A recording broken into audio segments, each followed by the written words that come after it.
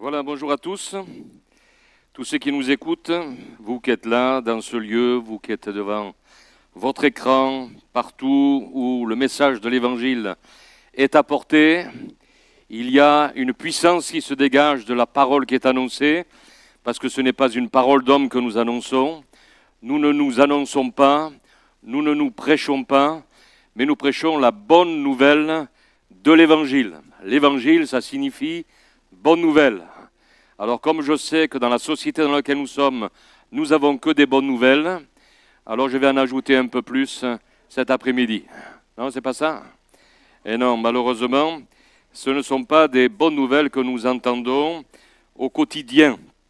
J'aime parfois écouter à la télévision des reportages sur des personnalités, quelles qu'elles soient, et qui nous parlent un petit peu de leur vécu dans leur enfance, dans ce qu'ils ont vécu, que ce soit des artistes, que ce soit des psychologues, que ce soit dans n'importe quelle catégorie de personnes dans notre société. Et j'aime parfois les entendre, et j'entendais quelqu'un dernièrement qui parlait de sa situation de cœur, ce qu'elle avait vécu dans son enfance, ce qu'elle véhiculait jusqu'à aujourd'hui. Et elle parlait de ses souffrances, elle parlait de ses tribulations qu'elle avait, de ses inquiétudes. Elle se mettait en fait à nu, à découvert. Et quelqu'un d'autre disait, mais c'est bien parce que les hommes, les femmes, les jeunes même qui l'écoutent peuvent s'identifier à leurs problèmes, mais le seul problème, c'est qu'il n'y avait pas de solution au bout du compte. Et c'est là le drame. Parce qu'exposer nos difficultés, nos problèmes, problèmes de cœur, problèmes de couple, problèmes de situations difficiles, de souffrance dans notre corps, oui, on peut exprimer tout cela, mais le message de l'Évangile apporte quelque chose de plus. C'est que face à ce constat que nous pouvons faire dans la société ou dans notre propre vie, il y a un message d'espérance, il y a un message d'espoir dans la personne glorieuse et bénie de Jésus. Alléluia. Vous êtes d'accord avec cela? Non pas parce qu'on l'a appris dans des livres. Je ne l'ai pas appris dans des livres, même si ce que je lis dans la Bible appuie quelque part mon propre expérience et l'expérience de beaucoup d'entre nous. Cet après-midi, le Seigneur est là. Donc je n'ai rien à vous apprendre sur l'état de souffrance dans lequel le monde, la société et les hommes vivent. La souffrance est dans la vie de tous les hommes. Tous les hommes. Sous des aspects différents. Nous souffrons tous.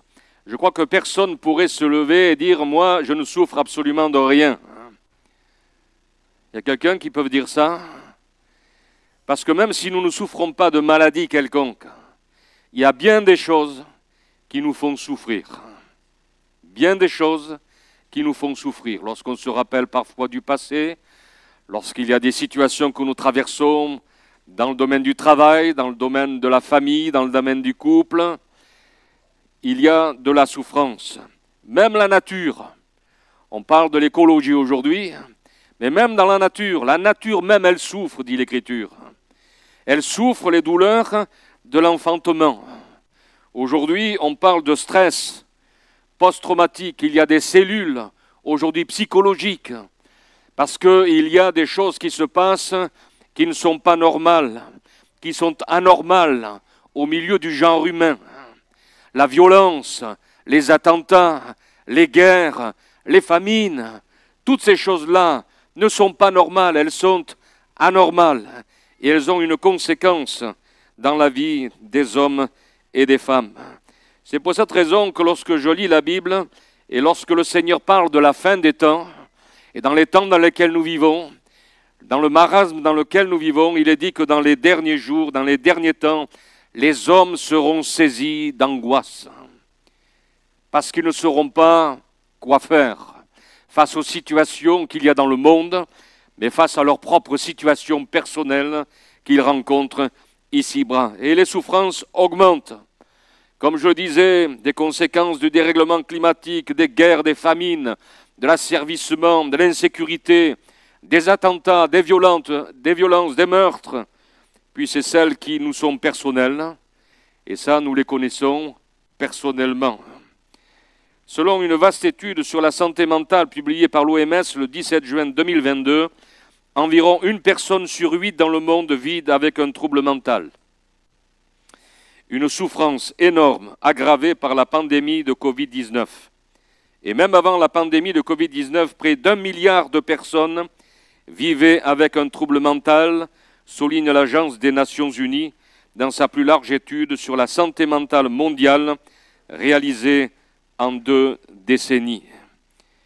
Mais l'homme se dit, comme quelqu'un me disait dernièrement, en parlant de tout cela et en faisant le constat de tout ce qui se passe dans le monde, dans la société, dans la vie des hommes et des femmes, au milieu de leurs souffrances, mais où est Dieu dans tout cela? Où est Dieu?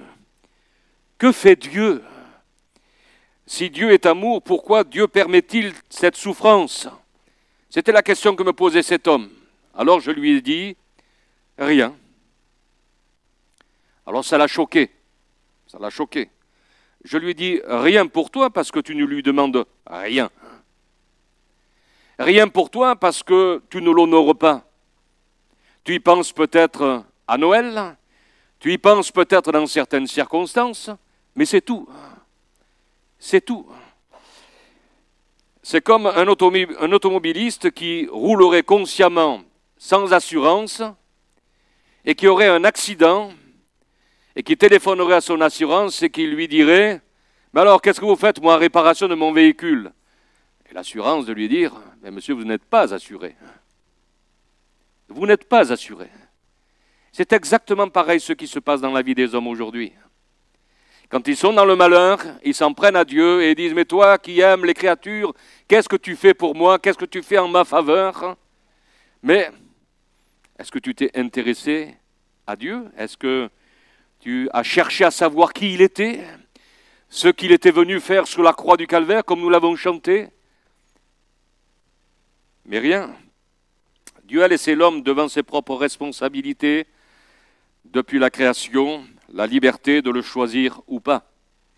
Mais nous le savons, il y a toujours des conséquences à nos choix, positifs ou négatifs. Ne croyez pas que Dieu reste quand même indifférent à la souffrance des hommes. Dieu a fait quelque chose, bien avant que vous lui demandiez « Que fais-tu » Il l'a déjà fait. Mais c'est que l'homme ne se soucie pas de ce qu'il a déjà fait. Il a vu, il a entendu ce matin notre frère parler de Moïse, mais avant même que Moïse soit interpellé par Dieu, avant même qu'il entende la voix de Dieu, Dieu avait vu la souffrance, les difficultés, les problèmes dans lesquels son peuple vivait en Égypte. Et il dit dans Exode chapitre 3 verset 7, l'Éternel dit « Mais j'ai vu la souffrance de mon peuple qui est en Égypte, et j'ai entendu les cris que lui font pousser ses oppresseurs, car je connais ses douleurs. Je suis descendu pour le délivrer de la main des Égyptiens, et pour le faire monter de ce pays dans un bon et vaste pays, dans un pays où coule le lait et le miel. » Avant même que Moïse entende Dieu, mais Dieu a vu, Dieu a entendu, Dieu a envoyé un homme pour délivrer son peuple dans la personne de Moïse.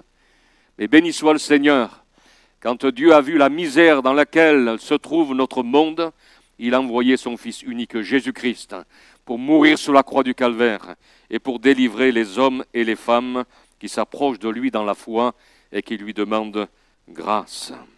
Qu'est-ce que la souffrance?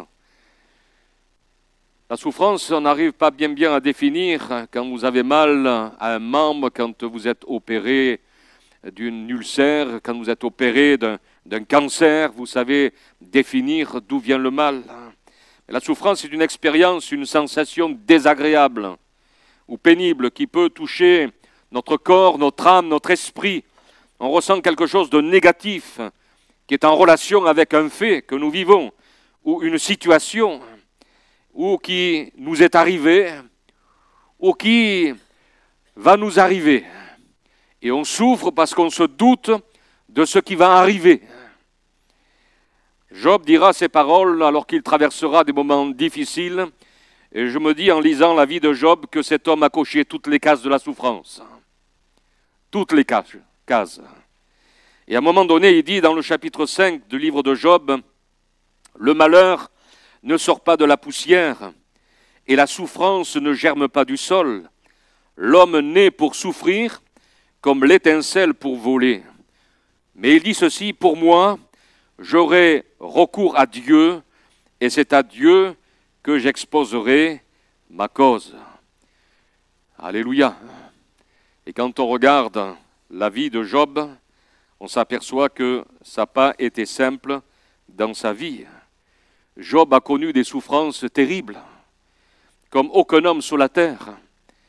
Il a eu la perte d'un seul coup successive de tous ses biens matériels, ses troupeaux, ses serviteurs. On lui a volé tous ses biens. Il voit la mort tragique de tous ses enfants, pas un, tous ses enfants. Il est atteint dans son corps par une maladie. Il y a dans la vie de cet homme une profonde humiliation de ce qu'il était dans la société et de ce qu'il est devenu dans son état de précarité. Assis dans la cendre et privé de soins, dans l'isolement social, dans la perte de statut. Et puis pour terminer, sa femme lui dit, regarde dans l'état dans lequel tu es, maudis Dieu et meurs. Quel message d'espérance, hein? Maudis Dieu et meurs. Et puis ne parlons pas des amis, on les appelle les amis fâcheux dans la Bible, parce qu'alors eux, ils essaieront de faire de l'introspection dans la vie, aucune consolation, ni de son épouse, ni des amis. Et à la fin, il a fallu que Dieu lui dise, prie pour tes amis, parce qu'il va leur arriver des problèmes. Et cet homme rencontre vraiment le Seigneur et pourra dire, à la fin de sa vie, mon oreille avait entendu parler de toi, ô Dieu, mais maintenant mon œil t'a vu. Mon œil t'a vu. Alors pour parler de cette situation et de la souffrance, j'ai voulu prendre un texte que beaucoup de ceux qui ont l'habitude de lire la Bible lisent. C'est dans l'évangile de Marc, au chapitre 5 et au verset 21. Cette femme qui était atteinte d'une perte de sang. Marc chapitre 5, verset 21. Jésus, dans la barque, regagna l'autre rive, où une grande foule s'assembla auprès de lui. Il était au bord de la mer. Alors vint un des chefs de la synagogue, nommé Jairus, qui, l'ayant aperçu, se jeta à ses pieds et lui adressa cette instante prière. « Ma petite fille est à l'extrémité. Viens, impose-lui les mains, afin qu'elle soit sauvée et qu'elle vive. » Jésus s'en alla avec lui, et une grande foule le suivit et le pressait. Or, il y avait une femme atteinte d'une perte de sang depuis 12 ans. Elle avait beaucoup souffert entre les mains de plusieurs médecins. Elle avait dépensé tout ce qu'elle possédait, et elle n'avait éprouvé aucun soulagement, mais était allée plutôt en empirant. Ayant entendu parler de Jésus, elle vint dans la foule par derrière et toucha son vêtement, car elle disait, « Si je puis seulement toucher ses vêtements, je serai guérie. » Au même instant, la perte de sang s'arrêta, et elle sentit dans son corps qu'elle était guérie de son mal. Jésus connut aussitôt en lui-même qu'une force était sortie de lui, et se retournant au milieu de la foule, il dit, « Qui a touché mes vêtements ?» Ses disciples lui dirent, « Tu vois la foule qui te presse, et tu dis, qui m'a touché ?» Et il regardait autour de lui pour voir celle qui avait fait cela. La femme, effrayée et tremblante, sachant ce qui s'était passé en elle, vint se jeter à ses pieds et lui dit toute la vérité. Mais Jésus lui dit, « Ma fille, ta foi t'a sauvée, va en paix et sois guérie de ton mal. » Amen. Gloire à Dieu. Avant de commencer l'explication un petit peu de ce récit, j'aimerais vous dire que nous soyons croyants ou incroyants, la souffrance nous atteint tous. Mais nous ne la gérons pas de la même manière. L'apôtre Paul exhortera les chrétiens. Il dira dans Actes 14, 22, « Il fortifiait l'esprit des disciples, les encourageant à persévérer dans la foi, et disait, « C'est au travers de beaucoup de difficultés qu'il nous faut entrer dans le royaume de Dieu. » Ces difficultés, ces souffrances étaient liées à la position qu'ils avaient en tant qu'enfants de Dieu. Regardez aujourd'hui les chrétiens dans le monde, ils sont persécutés. Je le disais l'autre soir, quand vous voyez cet homme Kirk en Amérique, qui a été abattu parce qu'il faisait du bien autour de lui, il parlait de Jésus, il invitait ces milliers de jeunes à s'approcher de Jésus, à avoir pour fondement dans leur propre vie Jésus-Christ, le Sauveur. Quand on regarde tous les pays où la persécution des chrétiens se fait jour, où des centaines et des milliers de chrétiens sont brûlés, sont tués, on s'aperçoit qu'il y a un risque de devenir chrétien aujourd'hui. Mais qu'importe, l'apôtre Paul dira, pour moi, mourir m'est un gain, parce que c'est retrouver le Seigneur dans la gloire. Paul dira à Timothée, n'aie donc point honte du témoignage à rendre à notre Seigneur, dit de moi son prisonnier, mais souffre avec moi pour l'Évangile, par la puissance de Dieu. Vous savez, la souffrance, elle n'existait pas quand Dieu a créé l'homme et la femme. Quand on dit que c'était le paradis, c'était le paradis. Ce n'est pas le paradis dont les hommes parlent avec les plages de sable fin, avec les cocotiers, où il n'y a pas grand monde sur la plage. Alors on dit c'est paradisiaque. Il y a quelques années de cela, je pensais cela moi aussi. Mais en 81, alors que je travaillais à Air France, et juste avant de rentrer dans le ministère, j'ai dit à ma femme, il faut qu'on profite des voyages quand même. Je paye que 10% du prix du billet de l'avion, il faut qu'on profite au moins une fois. Et alors on est allé à l'île Maurice. Et à l'île Maurice, c'est vrai, il y a ces plages de sable fin, les cocotiers, les poissons. Et puis on est allé au restaurant, on a mangé. Et puis on a connaissance avec le responsable du restaurant. Et puis il a commencé un petit peu à me parler de la situation qui était dans l'île. La drogue, la prostitution, les meurtres. Je dit, ah bon, parce que vous en avez vous aussi ici? Ah, je croyais parce qu'il y avait des plages paradisiaques, il n'y avait pas tout cela. Et oui, il y a tout cela. Là où il y a des hommes. Et on s'aperçoit que tout était beau lorsque Dieu a créé. Tout était bon. L'amour régnait aussi avec Dieu. Mais la souffrance, elle est la conséquence du péché. Né un jour dans ce beau jardin d'Éden et qui a été inoculé dans tout le genre humain. Mais il est dit que dans l'évangile, dans l'épître aux Romains au chapitre 5, verset 12, et c'est là le message de l'espérance, c'est pourquoi comme par un seul homme le péché est entré dans le monde, et par le péché la mort, et qu'ainsi la mort s'est étendue sur tous les hommes, parce que tous ont péché. Mais il ajoute au verset 15, mais il n'en est pas du don gratuit comme de l'offense, car si par l'offense d'un seul, il y en a beaucoup qui sont morts, à plus forte raison la grâce de Dieu et le don de la grâce venant d'un seul homme, Jésus-Christ, ont-ils été abondamment répandus sur beaucoup. Amen. Vous savez, il y a une souffrance terrible qui disparaît lorsque nous nous approchons de Jésus, lorsque nous le reconnaissons comme le sauveur de notre âme. Il y a un seul intermédiaire entre Dieu et les hommes, c'est Jésus-Christ. Jésus-Christ qui a tout accompli pour le salut de l'homme. Il a versé son sang à la croix. Il a pris notre place. Il a payé notre rançon.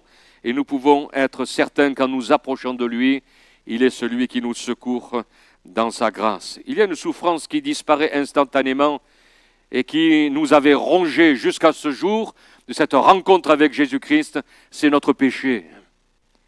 Le péché. Cette souffrance-là, elle disparaît. Et quand je lis le psaume 32, David en a fait l'expérience et nous aussi, nous en avons fait l'expérience. Parce que jusqu'à ce qu'on s'approche de celui qui était capable de nous pardonner de tous nos péchés, on souffrait de ce qu'on avait fait, de ce qu'on avait dit, de nos actions, de nos paroles, on souffrait. Et puis de cette barrière qu'il y avait entre nous et Dieu. Et David dira dans le psaume 32 au verset 2, « Heureux, dira-t-il, heureux, l'homme à qui l'Éternel n'impute pas l'iniquité, et dans duquel il n'y a point de fraude, tant que je me suis tu, disait-il. Mes os se consumaient, je gémissais toute la journée, car nuit et jour ta main s'apesantissait sur moi. Ma vigueur n'était plus que sécheresse, comme celle de l'été, mais je t'ai fait connaître mon péché. et je n'ai pas caché mon iniquité. J'ai dit, j'avouerai mes transgressions, pas à un homme, mais à l'Éternel, et tu as effacé la peine de mon péché. Alléluia. Il a dit la vérité, parce que de toute manière, Dieu la connaît. Tu peux essayer de camoufler bien des choses aux yeux des hommes, mais pas aux yeux de Dieu qui voit tout, les souffrances. Mais je dirais, qu'est-ce que je fais de ma souffrance? Qu'est-ce que je fais avec ma souffrance? Et l'histoire de cette femme est intéressante. D'un texte que nous avons lu, on ne connaît pas son nom, ni son âge. N'importe qui peut se reconnaître plus ou moins dans cette situation et surtout expérimenter la délivrance qu'elle a expérimentée en s'approchant de Jésus. On n'a pas tous le mal qui l'avait atteint, c'est certain. Quel défi et quelle souffrance dans la vie de cette femme et le problème qu'elle avait de santé, et pas seulement, durait depuis 12 ans. Vous savez, quand on vit 12 ans et que tout va à peu près bien dans notre vie, ça passe vite, hein? Mais quand pendant 12 ans, chaque jour que Dieu fait, on se lève avec la souffrance dans notre corps, c'est terrible. Elle souffrait dans sa vie physique, elle souffrait dans sa vie religieuse, sociale, relationnelle, impactant ses projets de vie. Pendant 12 ans, je dirais que cette femme, elle existait. La souffrance, et j'ai connu cela, elle nous isole. Elle nous isole, même de ceux que l'on aime. Je me souviens, lorsque j'ai été opéré en 2014, il y a eu un problème, c'est qu'il y a eu une rupture en moi et l'urine se répandait dans mon ventre. Et je vous prie de croire que j'ai jamais autant souffert de ma vie que ce jour-là. Ma femme qui me tenait la main à côté, je ne pouvais même plus supporter sa main. Rien, personne. On me faisait des piqûres à droite et des piqûres à gauche, de morphine, rien ne se faisait, jusqu'au moment où j'ai été réopéré et qu'on a colmaté la brèche. Et alors, d'un seul coup, plus mal du tout.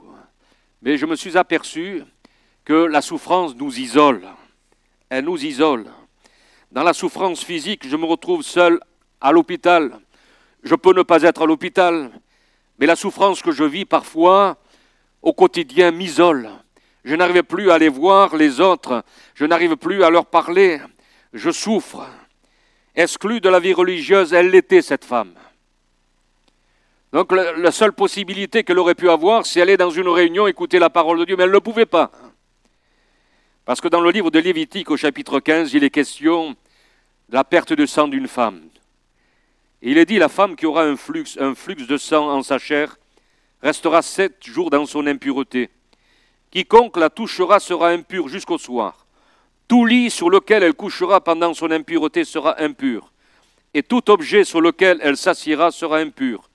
Quiconque touchera son lit lavera ses vêtements, se lavera dans l'eau et sera impur jusqu'au soir. Heureusement que ça a changé maintenant avec la grâce du Seigneur. Mais la loi, c'était quelque chose de terrible.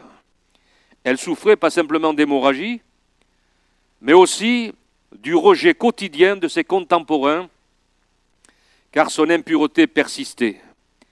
Mais aussi, elle était consciente de sa situation et elle devait s'écarter des personnes qui pouvaient être avec elle.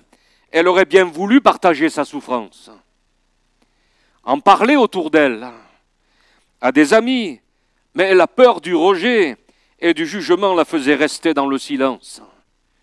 Et combien de personnes s'isolent et s'isolent de plus en plus parce qu'elles n'osent pas dire ce qui se passe en elles, parce qu'elles ont peur d'être jugées, elles ont peur d'être rejetées, et de plus en plus l'angoisse persiste. Imaginons-nous, et je m'imagine un petit peu cette femme, dans la fleur de l'âge, voyant les fêtes défiler année après année, sans y être invitée, d'apprendre que tel ami se marie, ou qu'elle a une copine qui attend un enfant, Que de souffrance.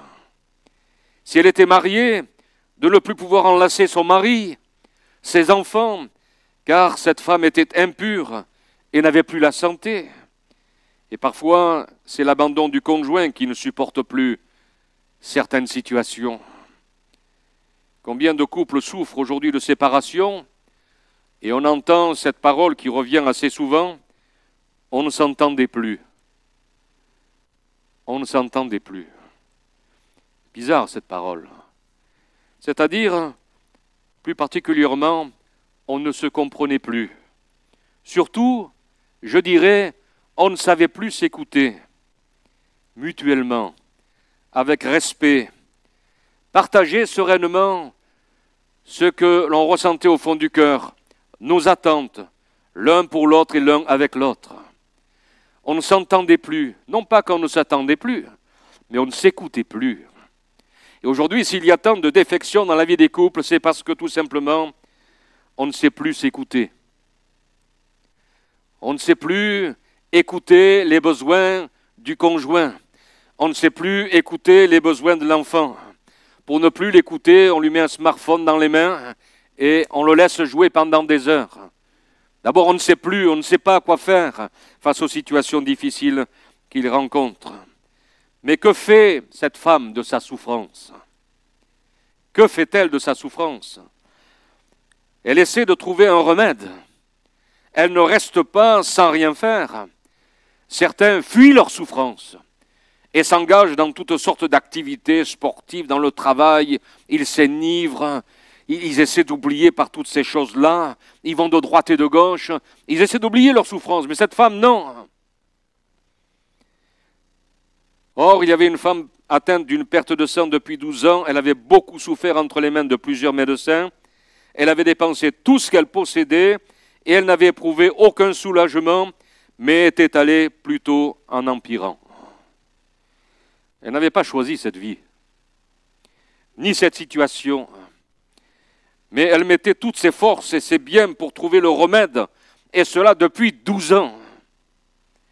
Et vous savez, quand on cherche et qu'on croit que ça y est, ça va arriver, ce médecin-là, il va trouver la solution, et après que c'est un échec, et un échec plus un échec, puis un échec, alors on a tendance à baisser les bras. Peut-être que c'est là votre cas cet après-midi.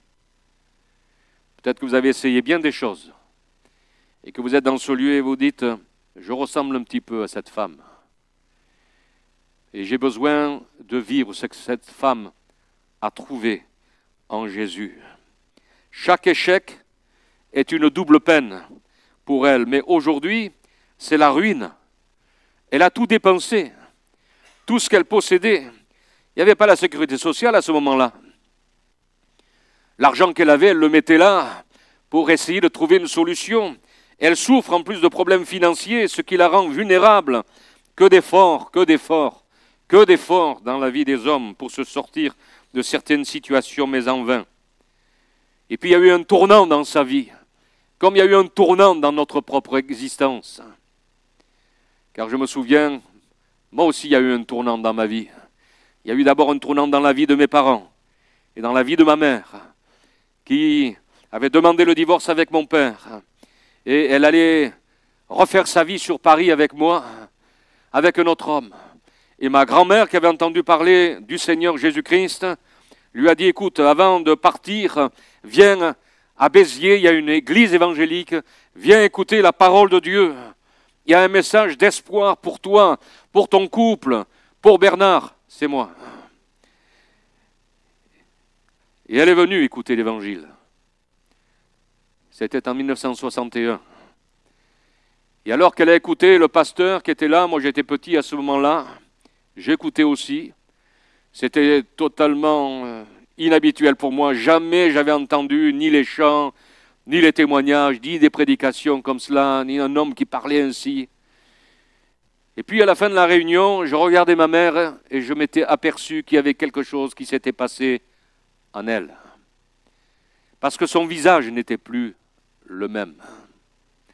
Parce que dans ces moments où elle avait entendu l'évangile, elle avait réalisé que ce n'était pas en s'enfuyant, en essayant de refaire sa vie, qu'elle allait trouver la sérénité dans son cœur, la paix du cœur, la paix de son âme, mais c'est en s'approchant de Jésus comme cette femme. Et des années après, elle m'a expliqué ce qui s'était passé ce jour-là. Elle m'a dit, tu vois Bernard, le jour où on est allé écouter l'évangile, il y avait nos 2 valises dans le coffre de la voiture. Et après la réunion, j'allais partir avec toi sur Paris. Mais au lieu de cela, les 2 valises sont restées dans le coffre de la voiture. Elle est retournée chez mes grands-parents. La fois d'après où il y a eu la réunion, elle est retournée écouter l'évangile. Elle s'est réconciliée avec mon père. Et de cette union, à nouveau, est née ma sœur. Merci Seigneur, j'ai une sœur, heureusement. On a 10 ans de différence ensemble. C'est là le miracle de l'évangile. Il y a eu un virage. Ce virage, il a été parce qu'elle a rencontré Jésus. Et puis moi, petit à petit, j'ai entendu l'évangile et j'ai dû faire ma propre expérience avec le Seigneur. Mais cette femme, il y a eu un virage. Il y a eu une rencontre qui a déterminé toute son existence. Dans cette parole, on voit qu'elle a entendu parler de Jésus. Elle a entendu parler de Jésus. Je ne sais pas comment vous avez entendu parler de Jésus. Ma grand-mère, elle a fait ce qu'elle a pu. Et elle lui a dit simplement l'expérience. Et je me rappelle ce qu'elle a pu dire. Elle avait une religion, la religion traditionnelle dans laquelle la plupart des gens vivent aujourd'hui.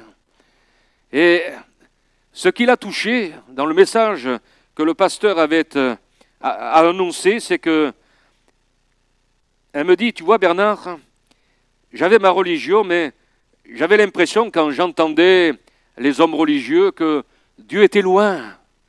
Il était loin, mais très loin, préoccupé, je ne sais où. Mais là, j'ai entendu le message de l'Évangile et j'ai découvert que Jésus était près de tous ceux qui l'invoquent. J'ai découvert que Jésus m'aimait. J'ai découvert que Jésus pouvait transformer ma vie, m'apporter un véritable sens, pardonner mes fautes et mes péchés, me donner une assurance quant à l'éternité. Et c'est là que, quand je suis rentré, j'ai dit à ta mère, mais viens écouter l'Évangile, la solution, elle est là, alléluia. Et elle était là, et elle est là, encore cet après-midi, au milieu de nous. Mais ce n'est pas simple. Pour cette femme, ce n'était pas simple. Elle sait qu'il guérit les malades, Jésus. Elle en a entendu parler. Et l'espoir renaît dans son cœur. Et elle veut, elle aussi, voir un miracle. Elle en a assez de cette vie. Elle veut que le miracle s'accomplisse, mais il va falloir qu'elle s'affranchisse des obstacles que nous avons lus tout à l'heure. Pas moyen de se faufiler dans la foule en touchant quelqu'un. Elle savait qu'elle allait souiller, mais elle s'est affranchie de tout cela. Celle de se tenir à l'écart des autres. Elle sait qu'il y a la foule et qu'elle ne pourra pas faire autrement que de toucher des personnes en se frayant un chemin. Mais aussi, il lui sera difficile de rencontrer personnellement Jésus. Mais elle a une foi déterminée. Rien ne peut l'arrêter. Rien ne peut l'arrêter. Elle dit, si je peux seulement toucher le bord du vêtement de Jésus, je serai guéri. Alléluia. Ça, c'est la foi, mes amis. La foi inébranlable. La foi qui ne vacille pas. Elle sait. Il y aura toujours des personnes, des pensées qui nous feront obstacle pour nous empêcher de toucher Jésus et d'être guéris. La Bible dit, elle s'approcha par derrière et toucha le bord du vêtement de Jésus. Et au même instant, la perte de sang s'arrêta et elle sentit dans son corps qu'elle était guérie de son mal. Alléluia. Quel jour merveilleux. Cette femme, elle perdait son sang, elle perdait la vie aussi. Certainement que si on lui avait fait une prise de sang, on aurait vu que les globules rouges étaient bas, qu'elle n'avait plus de fer, qu'il y avait pas mal de choses. Elle était en train, en fait, petit à petit, de perdre la vie. Mais les hommes sans Dieu perdent leur vie, mes amis. Car l'auteur de la vie, c'est le Seigneur. Il y a eu une restauration complète dans la vie de cette femme. Une restauration publique.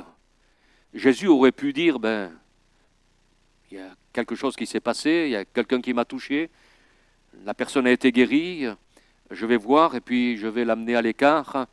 Non, on voit que c'est une restauration publique que Jésus a voulu donner à cette femme. Jésus connut aussitôt en lui-même qu'une force était sortie de lui, et se retournant au milieu de la foule, il dit, « Mais qui a touché mes vêtements ?» Ses disciples lui dirent, mais tu vois toute la foule qui est autour de toi, mais tout le monde te touche. Tout le monde te touche. Et tu dis qui m'a touché? Non, non. Et ça, j'extrapole. Non, non, mais il dira, il y a quelqu'un qui m'a touché d'une façon tout à fait particulière. Tout à fait particulière. Avec une foi particulière, avec quelque chose, une attente de ma part. Il y a une personne qui m'a touché, mais pas comme les autres. Elle n'a pas effleuré, elle n'a pas essayé de me voir. Non, non, non. Quelque chose de particulier. Beaucoup de personnes étaient autour de Jésus. Et il est dit ceci, la femme, se voyant découverte, vint toute tremblante se jeter à ses pieds et déclara devant tout le peuple pourquoi elle l'avait touché et comment elle avait été guérie à l'instant. Et Jésus lui dit cette parole extraordinaire, non pas madame, mais ma fille. Ma fille. Elle venait de faire une rencontre avec Jésus-Christ.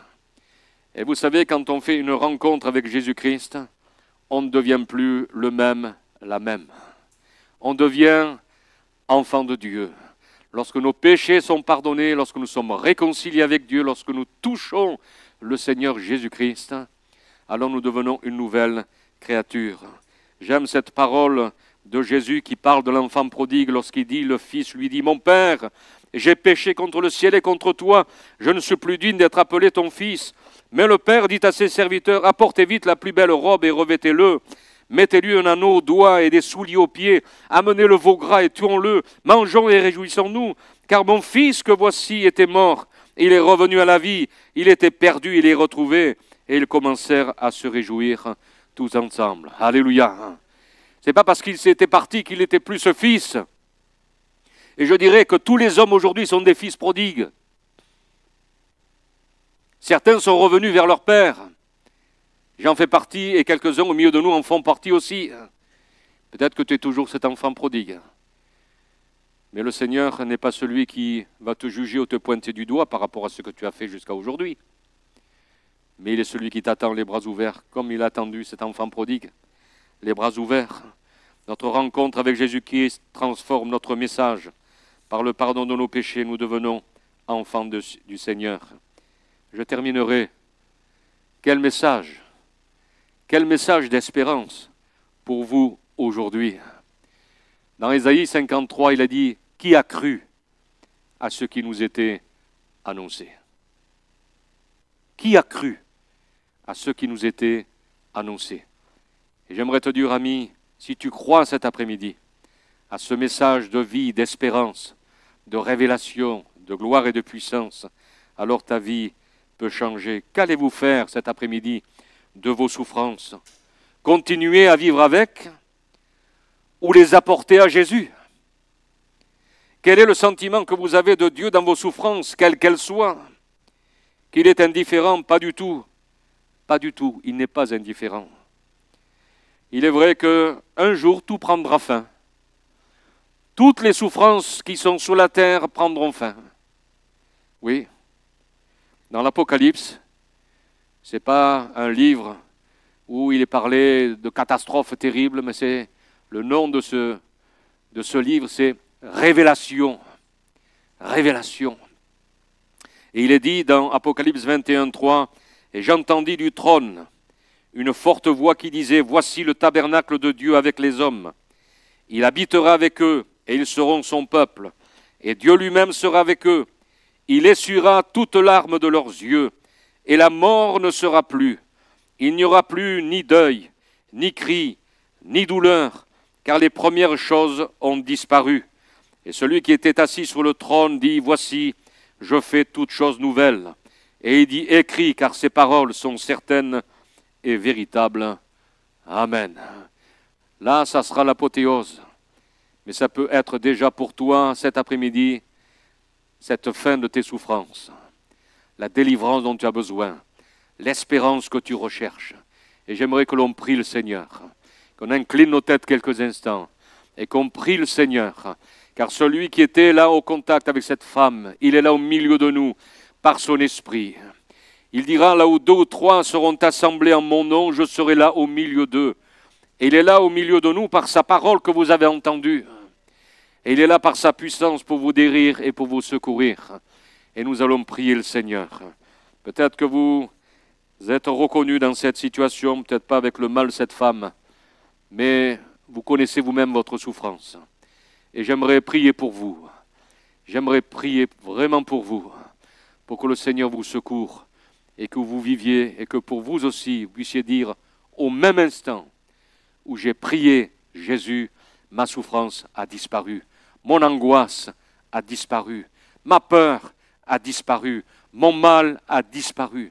Et j'aimerais prier pour vous. S'il y a quelqu'un dans ce lieu qui a besoin de la grâce et du secours du Seigneur, je vous invite simplement à lever votre main à votre place et nous allons prier. Je vous ai vu. Oui, des mains se lèvent. Le Seigneur veut vous bénir. Alléluia. Alléluia. Le Seigneur est là. Je me souviens de cette femme qui était atteinte de dépression nerveuse depuis 15 ans. 15 ans. Elle est venue à la réunion pour la première fois. Son mari l'a amenée avec peine, mais elle est venue. Elle était au fond de la salle. Et lorsque j'ai fini de prêcher, j'ai fait exactement la même chose que je fais cet après-midi. J'ai demandé si quelqu'un avait besoin du secours du Seigneur. Et elle a levé sa main. Et son mari m'a dit après, vous avez fait 3 appels. 3 appels. Et au 2e appel, je me suis dit dans mon cœur, alors qu'il ne voyait pas que sa femme allait lever la main, il se disait, pourvu qu'il fasse un 3e appel. Et au 3e appel, elle a levé la main. Et j'ai simplement prié afin que le Seigneur la bénisse. Et ce jour-là, la dépression l'a quitté. 15 ans, plusieurs tentatives de suicide. Il me disait, quand je partais au travail, il était ingénieur en informatique. Quand je partais du travail, ma femme se levait sur le rocking chair. Et quand je rentrais le soir, elle n'avait pas bougé d'1 centimètre. Ni laver, ni s'occuper de la maison, ni manger, ni rien. Elle me disait, Bernard, j'ai retrouvé une nouvelle femme. Alléluia. C'est là l'œuvre du Seigneur. C'est ce que Dieu veut faire pour vous cet après-midi. Alors nous allons prier pour les personnes qui ont levé la main et qui s'attendent au secours du Seigneur. Alléluia, Jésus. Te remercions parce que tu es le même hier, aujourd'hui et éternellement. Nous savons que ce que tu as fait pour cette femme, tu es capable de le faire aujourd'hui en faveur de ceux qui sont dans la souffrance. Tu connais, Seigneur, le besoin de chaque personne qui ont levé la main et peut-être ceux qui n'ont pas osé le faire, mais qui au fond de leur cœur, Seigneur, sont en panique quant à leur situation, quant à l'avenir, quant à la situation de leur foyer, de leurs enfants, quant à la situation qu'ils rencontrent dans leur corps qui est malade aujourd'hui. Mais je te prie, Seigneur, de confirmer ta parole en leur faveur. Je te prie de manifester ta toute puissance.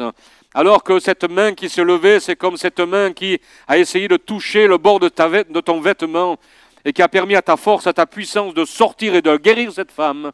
Nous croyons que tu veux le faire cet après-midi. Alléluia. Et que tu veux bénir ses amis afin qu'ils repartent de ce lieu, Seigneur, en disant, j'ai fait une expérience avec Jésus, il m'a guéri, il m'a délivré, il m'a secouru. Alléluia. Et vous pourrez repartir dans la joie et dans la paix parce que le Seigneur aura accompli un miracle. C'est là le Dieu que je sers, que j'aime et qui veut confirmer sa parole en votre faveur. À ton nom toute la gloire, Seigneur, pour ce que tu fais. Amen, Seigneur. Amen. Gloire à Dieu. Gloire au Seigneur. On pourrait rejoindre.